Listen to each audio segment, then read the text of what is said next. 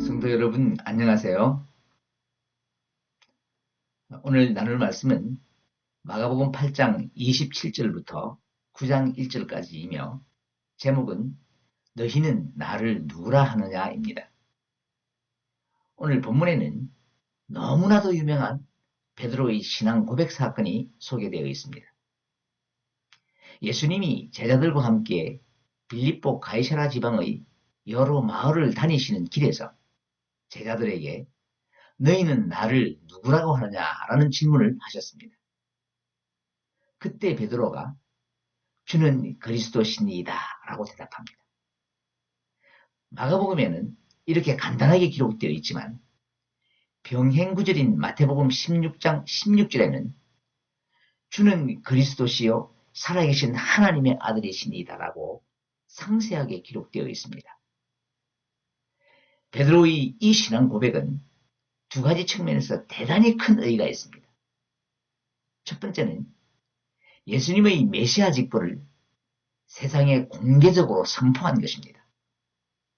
그리고 두 번째는 마태복음 16장 18절에서 또 내가 내게 이르노니 너는 베드로라 내가 이 반석 위에 내 교회를 세우리니 음부의 권세가 이기지 못하리라 하고 예수님이 말씀하신 것처럼 그 신앙 고백이 교회 설립의 토대가 된 것입니다.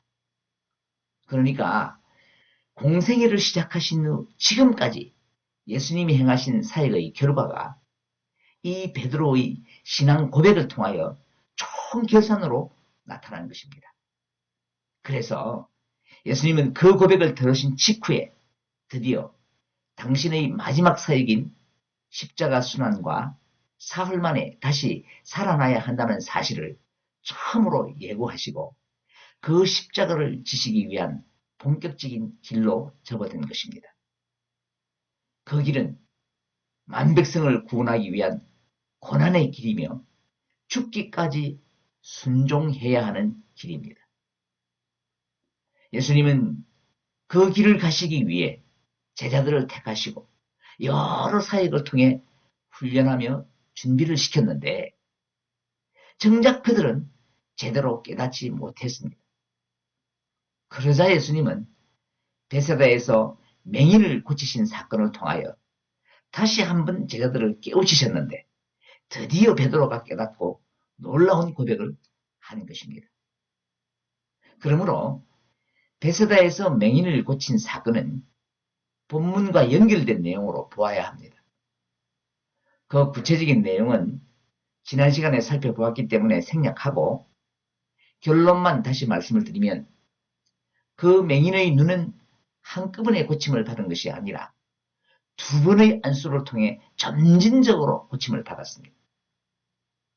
이것은 앞서 베푸신 몇 개 안 되는 떡과 물고기로 수천 명을 먹이는 두 번의 기적을 체험하고도 예수님이 누구신지 밝히 보지 못하는 눈뜬 소경과 같은 제자들에 대한 책망입니다. 앞을 보지 못하는 맹인도 두 번의 안수를 받고 세상을 밝히 보거늘 너희는 두 번의 기적을 체험하고도 어찌 아직도 나를 깨닫지 못하느냐라는 은유적인 꾸지점인 것입니다. 그리고 이 사건이 일어난 곳이 베세다라고 하는 것도 매우 상징적입니다. 왜냐하면 요한복음 1장 44절을 보면 그곳이 바로 베드로의 고향이기 때문입니다. 베드로의 원래 직업은 어부였습니다. 그리고 예수님이 그를 제자로 부르실 때에 내가 너로 사람을 낳는 어부가 되게 하리라고 했습니다. 그 어부가 보지 못한다면 사명을 제대로 감당할 수가 없습니다. 그래서 그를 부르신 고향 베세다에서 부르심의 의미를 깨닫게 하시고 참된 신앙 고백을 할 수 있게 한 것입니다. 이제 본문을 살펴보겠습니다. 27절입니다.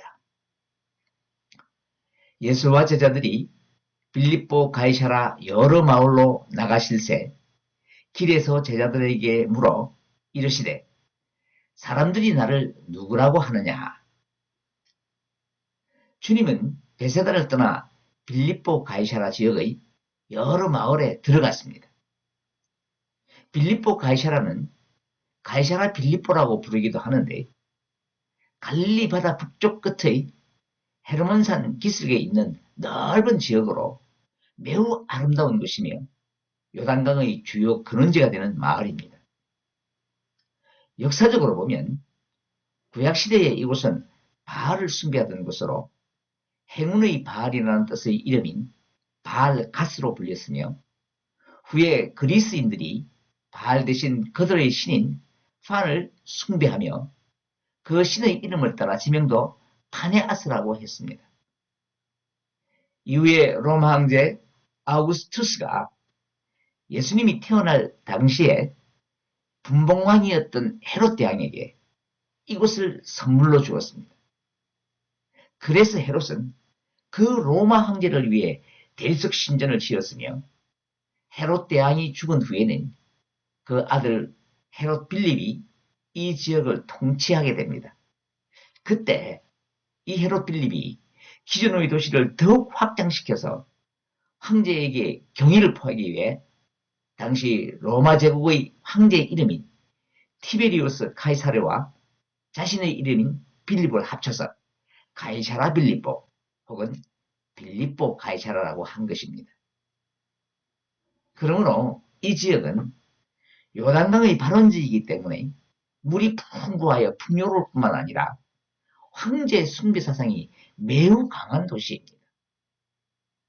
지금 예수님은 제자들과 함께 그런 도시에 들어가시면서 길에서 질문을 하십니다.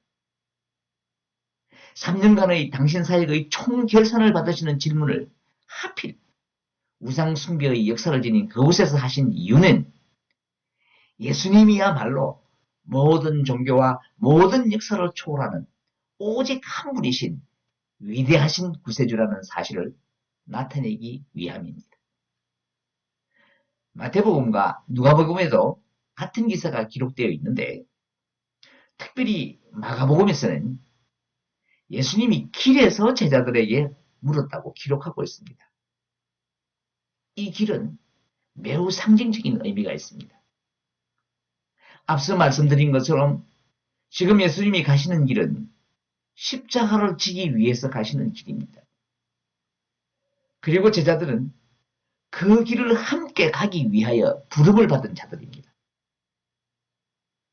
그러므로 그 길에서 예수님이 질문하신 것은 제자들과 함께 가야 할 그 길에 대한 분명한 이해와 사명을 일깨우기 위한 것이라고 볼 수 있습니다. 오늘 저와 여러분도 같은 이유로 부르심을 받았다는 사실을 명심해야 합니다. 그리고 그리스도인이 되었다는 것에 대한 바른 이해와 사명에 대한 분명한 결단이 있어야 합니다. 성도는 단순히 종교를 가진 사람이 아니라 예수님이 가시는 그 길을 함께 가겠다고 결단한 사람들이기 때문입니다. 본문에서 예수님이 제자들에게 하신 첫 번째 질문은 사람들이 나를 누구라고 하느냐입니다. 예수님은 먼저 자기의 정체에 관하여 제자들에게 부담이 적은 아주 객관적인 사실을 물으셨습니다. 세상 사람들이 바라보는 나는 누구인가? 즉, 세상 사람들이 나를 어떤 존재로 알고 있더냐라는 질문입니다. 그러자 제자들이 제법 긍정적인 대답을 합니다. 28절입니다. 제자들이 여짜와 이르되 세례 요한이라고 하고 들어는 엘리야, 들어는 선지자 중의 하나라고 하나이다. 사람들이 예수님을 선지자 중의 하나라고 생각한 것은 6장 4절에서 예수님이 스스로 자신을 선지자로 간주하셨기 때문이고 세례 요한이라고 한 것은 그 당시 사람들이 죽은 세례 요한이 부활하여 활동하고 있었던 것으로 믿고 있었기 때문입니다. 6장 16절을 보면 실제로 헤롯 안디바가 예수님을 죽은 자 가운데서 살아난 세례 요한이라고 했습니다. 그리고 엘리야는 이스라엘의 불의에 앞장서서 담대히 싸운 권능의 선지자로 죽음을 겪지 않고 하늘로 성천한 선지자입니다. 구약성경 말라기에는 그는 메시아가 오시기 전에 미리 와서 메시아의 길을 예비한다고 예언하고 있습니다. 말라기 4장 5절 6절을 찾아서 함께 읽겠습니다. 보라, 여호와의 크고 두려운 날이 이르기 전에 내가 선지자 엘리야를 너희에게 보내리니 그가 아버지의 마음을 자녀에게로 돌이키게 하고 자녀들의 마음을 그들의 아버지에게로 돌이키게 하리라. 돌이키지 아니하면 두렵건대 내가 와서 저주로 그 땅을 칠까 하노라 하시니라. 이 말씀은 하나님이 메시아를 보내셔서 심판하는 크고 두려운 날이 오기 전에 먼저 엘리야를 보내시겠다는 것입니다. 그런데 예수님은 세례 요한이 말라기에서 언급된 바로 그 엘리야라고 말씀하셨습니다. 마태복음 11장 14절을 찾아서 함께 읽겠습니다. 만일 너희가 즐겨받을진대 오리라 한 엘리야가 곧 이 사람이니라. 귀 있는 자는 들을지어다. 여기서 이 사람이 바로 세례 요한입니다. 자, 그러니까 구약 말라기에서 크고 두려운 날이 이르기 전에 보내겠다는 엘리야가 바로 세례 요한입니다. 그래서 성경에 나타난 엘리야와 세례 요한은 옷을 입은 모습을 비롯하여 삶의 전반적인 모습이 닮아 있습니다. 엘리야는 이 땅에서 삶을 마감하고 성천하기 전까지 하나님의 심판과 백성들에게 회개할 것을 주로 선포했던 선지자이고 세례 요한 역시 마찬가지입니다. 그러므로 유대인들이 놀라운 권능으로 그들에게 다가온 예수님을 바라보며 세례 요한이나 엘리야라고 생각하게 된 것입니다. 그런데 세례 요한은 예수님보다 6개월 먼저 이 세상에 와서 메시아의 오실 길을 예비한 사람입니다. 그러므로 예수님이 그 세례 요한이 엘리야라고 말씀하신 것은 은연중에 당신이 메시아라는 사실을 선포하신 것입니다. 그런데 그 당시 사람들의 예수님에 대한 평가는 제자들이 대답한 바와 같은 긍정적인 평가도 있었지만 예수님에 대한 반감으로 먹기를 탐하고 포도주를 즐기는 사람 혹은 세리와 죄인의 친구 바알세불의 힘을 입은 자와 같은 악의적인 평가도 있었습니다. 그러므로 제자들의 이러한 대답은 세상 사람들이 예수님을 바라보는 긍정적인 평가이기도 하지만 그 대답 안에는 제자들의 생각도 어느 정도 포함된 것이라고 볼 수 있습니다. 이러한 제자들의 예수님에 대한 이해는 너무나 부족한 것입니다. 앞에서 말씀드린 맹인에 비유하면 아직 실체를 인식하지 못하고 이제 겨우 사람들이 보이는데 나무 같은 것이 걸어다니는 것처럼 보이는 정도로만 이해한 것입니다. 그래서 다시 질문을 하십니다. 29절입니다. 또 물으시되 너희는 나를 누구라고 하느냐? 베드로가 대답하여 이르되 주는 그리스도시니이다 하매. 이렇게 제자들을 꼭 집어 질문한 것은 그들이 예수님 사후에 복음 사역을 감당할 주축들이기 때문입니다. 얼마 전까지만 해도 그들은 예수님이 어떤 분이신지에 대한 영적인 깨달음이 많이 부족했습니다. 그러므로 제자들이 메시아이신 예수님에 대해 바로 아는 것이 너무나도 중요하고 시급한 문제였습니다. 그런데 드디어 베드로가 예수님이 하나님의 아들이며 메시아이심을 깨닫고 고백을 했습니다. 주는 그리스도시니이다. 너무나도 놀라운 고백입니다. 그리스도라는 말은 헬라 말이고 이것을 히브리어로 바꾸면 메시아가 됩니다. 세상 사람들은 선지자 중에 한 사람 정도로 인식했는데 베드로는 지금 질문하시는 자신의 선생님을 메시아로 고백한 것입니다. 그렇지만 베드로가 이렇게 정확하고 완전한 고백을 했어도 그의 메시아에 대한 이해가 아직은 온전하지 못했습니다. 당시 유대인들이 일반적으로 기대했던 메시아에 대한 생각을 그대로 가지고 있었던 것입니다. 그들은 로마의 압제 아래 신음하는 자신들을 해방시켜 줄 왕, 즉 정치적 메시아를 고대하고 있었던 것입니다. 이렇게 베드로가 예수님을 온전히 이해하지 못했다는 증거가 주는 그리스도 신이다라는 이 고백의 원문을 보면 잘 나타나 있습니다. 우리 성경에는 주는이라고 번역되어 있지만 헬라 원어 성경을 보면 당신이라는 의미의 쉬라는 단어로 되어 있습니다. 잘못된 번역이라고 말할 수는 없지만 함축된 의미가 다릅니다. 아직 베드로는 예수님을 주라고 고백할 정도까지의 깨달음이 없었던 것입니다. 그래서 예수님이 경고하셨습니다. 30절입니다. 이에 자기 일을 아무에게도 말하지 말라 경고하시고, 여기서 경고하시고라는 말의 헬라 원형은 에피티마오인데 단순히 경계했다는 뜻이 아닙니다. 이 단어는 누구의 잘못을 책망하고 꾸짖는다거나 귀신 따위를 꾸짖는 것을 의미하는 동사입니다.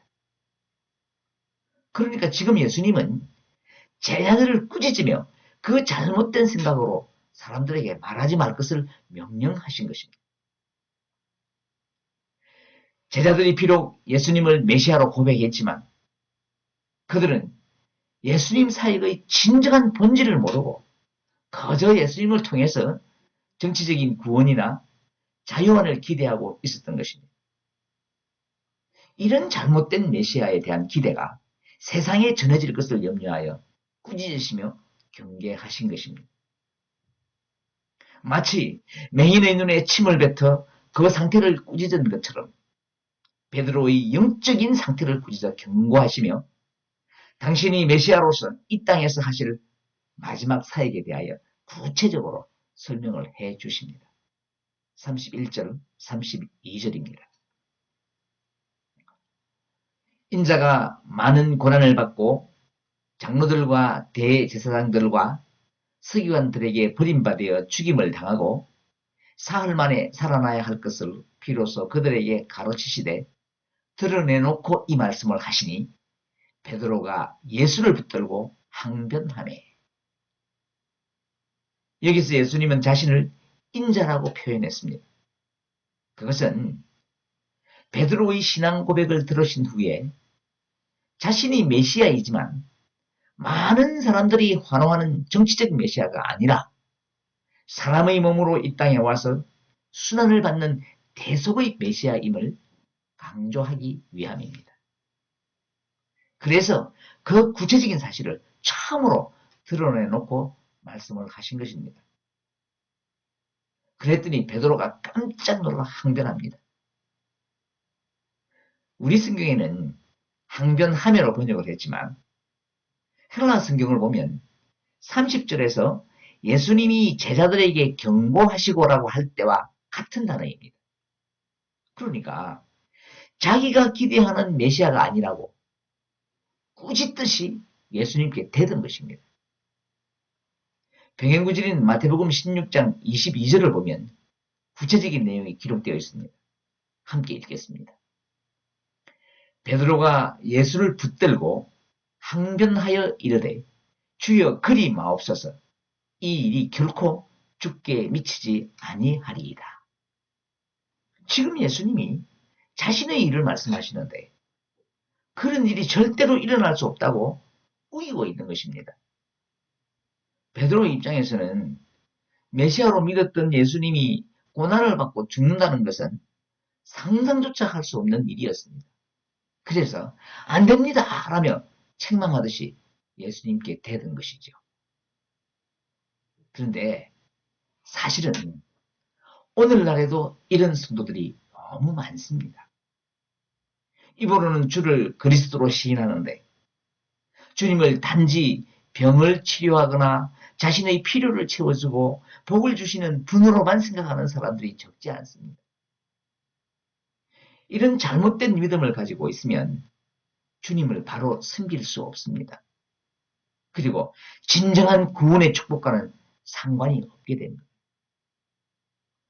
성도들이 이런 잘못된 믿음을 가지게 된 것은 그동안 양적인 성장을 위해 현실적인 축복만을 강조하며 잘못 가르친 교회와 교회 지도자들에게 큰 책임이 있습니다. 가장 큰 축복은 죄에서 해방되어 구원의 은총을 입은 것인 줄을 믿으시기 바랍니다. 그래서 예수님께 꾸짖듯이 항변하는 베드로를 주님은 다시 꾸짖습니다. 33절입니다. 예수께서 돌이키사 제자들을 보시며 베드로를 꾸짖어 이르시되 사탄아 내 뒤로 물러가라. 내가 하나님의 일을 생각하지 아니하고 도리어 사람의 일을 생각하는도다 하시고 주님이 자기의 길을 막아쓰는 베드로를 향하여 사탄이라고 불렀습니다. 신약 성경에서 사탄이라는 말이 36번 사용되었는데 그 중에 34번은 하나님 혹은 예수님이나 그분의 일을 방해하고 대적하는 영적 세력들을 일컫는 말로 쓰였습니다. 그리고 두 번은 본문과 병행구절인 마태복음 16장 23절에서 베드로에게 쓰였습니다.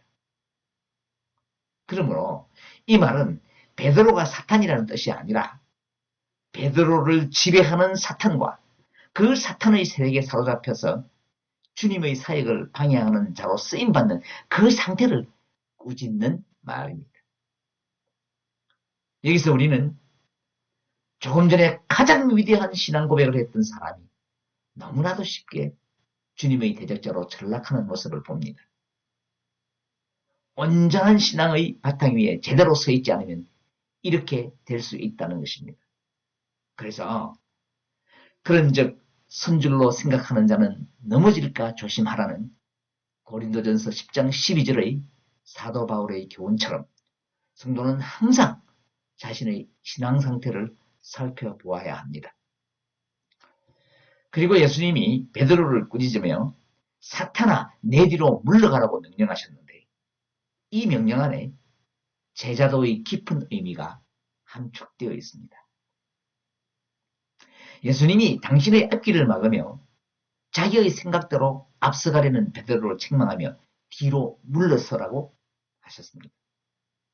이 말씀은 나의 제자란 자신의 뜻대로 앞서가는 자가 아니라 오직 나의 뜻대로 내 뒤를 따르는 자여야 한다는 말씀입니다.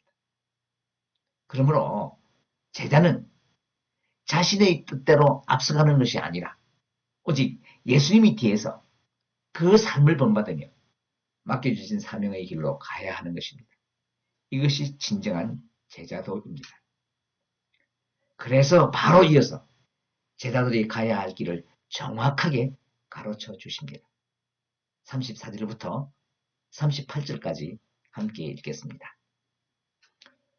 무리와 제자들을 불러 이르시되 누구든지 나를 따라오려거든 자기를 부인하고 자기 십자가를 지고 나를 따를 것이라. 누구든지 자기 목숨을 구원하고자 하면 잃을 것이요 누구든지 나와 복음을 위하여 자기 목숨을 잃으면 구원하리라. 사람이 만일 온 천하를 얻고도 자기 목숨을 잃으면 무엇이 유익하리요? 사람이 무엇을 주고 자기 목숨과 바꾸겠느냐? 누구든지 이 음란하고 죄 많은 세대에서 나와 내 말을 부끄러워하면 인자도 아버지의 영광으로 거룩한 처자들과 함께 올 때에 그 사람을 부끄러워하리라. 예수님은 제자의 조건을 자기를 부인하고 자기 십자가를 지고 나를 따를 것이니라 라고 말씀하셨습니다. 주님은 제자의 조건으로 우리에게 평화를 약속하지 않으셨습니다. 오히려 죄인이 되어 십자가를 지겠다는 각오를 할 때까지 자기를 부인하는 내적 전쟁을 하라고 가르치십니다. 자신의 안락과 위안을 구하는 본능적인 사랑이나 자기 추구와 자기 의지에 입각한 모든 행위에 대해서는 아니요 라고 부인하라는 것입니다. 오직 예수 그리스도의 말씀에 주저함 없이 복종하며 내 안에 예수님이 계신다고 말할 수 있어야 한다는 것입니다. 그리하면 자신의 충동과 욕망을 충족시켜서 얻을 수 있는 잘못된 평화 대신에 하나님 아버지의 영광을 약속하신 것입니다. 그리고 이 명령과 약속은 제자들에게만 한 것이 아니라 무리와 제자들에게 동시에 하셨습니다. 그러므로 지금 예수님이 요구하시는 자기를 부인하고 자기 십자가를 지고 나를 따를 것이니라는 이 말씀은 그 당시 그 제자들에게만 국한된 것이 아니라 모든 하나님의 백성들 그리고 앞으로 예수 그리스도를 믿고 하나님의 백성이 될 모든 성도들이 실천해야 되는 과제이며 그에 대한 영광의 약속 역시 모든 성도들에게 임할 것이라는 말씀인 것입니다. 그리고 그 자리에 있었던 무리와 제자들 중에 그 권능의 영광을 죽기 전에 볼 자도 있을 것이라고 약속하셨습니다. 9장 1절을 함께 읽겠습니다. 또 그들에게 이르시되 내가 진실로 너희에게 이르노니 여기 서 있는 사람 중에는 죽기 전에 하나님의 나라가 권능으로 임하는 것을 볼 자도 있느니라 하시니라. 말씀하신 권능과 영광은 바로 예수 그리스도의 부활입니다. 예수님의 가르치심으로 깨우친 제자들은 죽기 전에 예수님의 부활을 경험하게 되고 그 부활에 동참하게 되지만 이 새로운 진리를 받아들이지 못하고 부끄러워하면 예수님도 그들을 부끄러워하시며 받아들이지 않겠다는 것입니다. 이제 말씀을 맺겠습니다. 사랑하는 여러분, 성도는 자기를 부인하고 자기 십자가를 지고 예수님을 따르라고 부름을 받은 사람들입니다. 그런데 그 부르심의 목적은 잊어버리고 예수님을 자신의 필요를 채워주시는 분으로만 이해하며 신앙생활을 하는 사람들이 있습니다. 오늘 예수님은 이런 세상을 향하여 너희는 나를 누구라 하느냐라고 물으십니다. 이 질문이 저와 여러분의 영성을 깨우는 나팔소리가 되기를 바랍니다. 그리하여 다시 한번 우리 믿음의 자리를 돌아보고 주님이 가신 그 길을 기쁜 마음으로 따라가는 신실한 제자가 되기를 간절한 마음으로 소원합니다.